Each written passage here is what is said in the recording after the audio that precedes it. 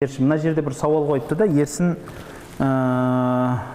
бауырым жаңалдегі бір уағызында Жүсіп пайғамбарының бауырлары о кісіге сәжде қылғандығын айтты. Құранда бар ол. Сөйтіп соны айта келе не айтпақшы болған екен, сонда адамдар жаңалдегі екінші бір адамға сәжде қыла беруіне бола ма, басқа ма деп сауал қойды. Сіз Ерсіннің осы жерде жауап деген нәрсесі тұр да, осыны қайтадан бұл кісі түсіндіріп береді. Мен не үшін айттым деп.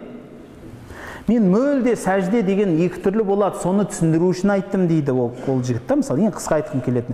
Сәжде ғибадат үшін жасалады, сәжде сәлем үшін жасалған кездер болған екен деп айтып, сол екі сәжденің айырмашылығын түсіндіріп кетіп жатыр.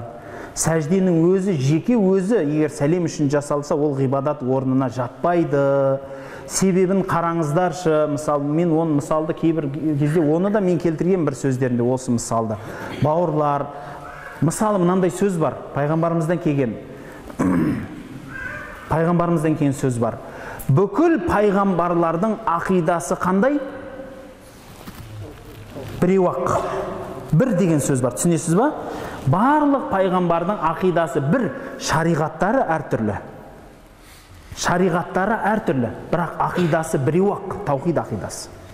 Біреу-ақ. Енді қараңыз, егер Жүсіп пайғамбарға сәлем сәждесін жасаған адамдар ақиданы бұзса, Жүсіп пайғамбар таухидқа шақырды. Сол кезде айтатын еді ғой, бауырлар, сендер Аллаға серік қосып жатсыңдар, маған сәжде жасамаңдар дейтін еді ғой. Деді ма бірақ? Бұл ақидадан емес, бұны фиқх зерттейді десе, онда бауырлар оған таласпайық деп отыр. Түсінесіз ба? Фиқхтағы ереже бөлек ол. Ақида ол үлкен нәрсе. Бұл жерде келіннің сәлем жасауынан шыққан әңгіме. Бір кісілер категорично, яғни мүлде сәлем жасауға, келіннің сәлем жасау ол рукух сияқты болды. Бітті, болмайды да, болмайды деп үзілді кесілді қарсы болады. Бірақ оны да түсіндіріп айттық. Келін сәлем жасаған кезде тура рукух қимылдарын жасамайды ешқандай. Қолын тізесіне қойып, саусақтарын ашып тұрып, Субхан Раббил А'ла деп, немесе Субхан Раббил Азим деп 3 рет айтып, үйтіп нәрсе жасамайды. Немесе сами Аллаху лиман хамида деп, немесе Аллаху акбар деп бастап, ондай істер істелінбейді бұл жерде.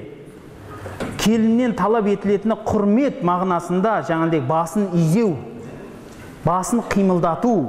Рас, пайғамбарымыздан бір хадистер келтіріп, жаңағыдегі бұдан кейін адамның адамға сәждеге рұқсат болғанда еді, мен әйелдің еркекке сәжде қылуын рұқсат берер едім деп айтты. Міне көрдің бе, адамға адам сәжде қылуына болмайды дейді. Я ғибадат үшін сәжде қылуына болмайды. Жаңағыдай ғибадат үшін табынып, соны соңынан еріп сәжде қылуға болмайды. Оны пайғамбарымыз айтып кетті. Бірақ сәлем сәждесіне, яғни не істейді десе, рас, сахабалардан да кейінірек келген, жаңағыдегі анау карате сондай өнерлерге қатысқан адамдардың жаңағыдегі өздерінің ұстаздарына жаңағыдегі жата қалып сәлем берулері, ғұламаларымыз түбінен бұл дұрыс емес, амал бұл сәлемге жатпайды деп айтады. Жаңағыдегі өткен бұл кәдімгідей жаңағыдегі бір табыну сияқты түр келтірді. Біріншіден, екіншіден, бұған пайғамбарымыз ашықтан ашық осындай сәлем беруді, патшаларға осындай қылып жатып алуды тыйым салды деген мағынадағы хадистер келтіріледі бұл нәрсе. Бірақ келіннің сәлем беру бұл жерге қай жағынан келтірсеңіз де ұқсамайды. Ұқсатсаңыз ол қияс қана болады. Ол қиястың өзі қияс батил болады. Дәл осының өзіне келмейді. Басын изеу, сәлем бергенде бәріміз басымызды изейміз.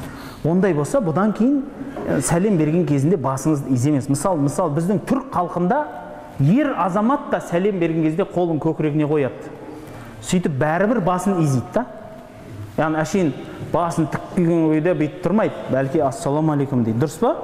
Кішкентай, яғни қимыл береді бәрібір ше. Онда ол да рукух жасап қойды. Болды. Бітті енді бәрі мүшрик. Кетті енді. Оны жақтаған мұнафиқ, істеген мүшрик. Кафир, немене дейді тағы. Осындай, бітті. Барлық жаман нәрсенің бәрін жауып тастайық онда. Мысалы, жаңағыдегі кейбір жерлерде сәлемді келін алға қарай жасамай, бір жанына қарай жасайтын сәлемдер бар. Оны қалай рукух дейсіз енді? мысалы рас қой, мына Ақтөбе жақта сәлемді жаңағыдай келін қолын, оң қолын бір жағына жасап, бір жағына қарай жасайды. Д қылып жасайды, баяғы Д еді ғой нөмірі. Шымкентте X қылып жасайды мысалы. Жаңағыдай. Енді өзіңіз ойлаңыз енді. Енді анау Д қылып жасаған адамға не дейсіз сонда енді? Мынандай қылған рукуғ бар ма енді? Қай жерде бар енді? Білмеймін енді, ондай рукуғды көрмедім өз басым.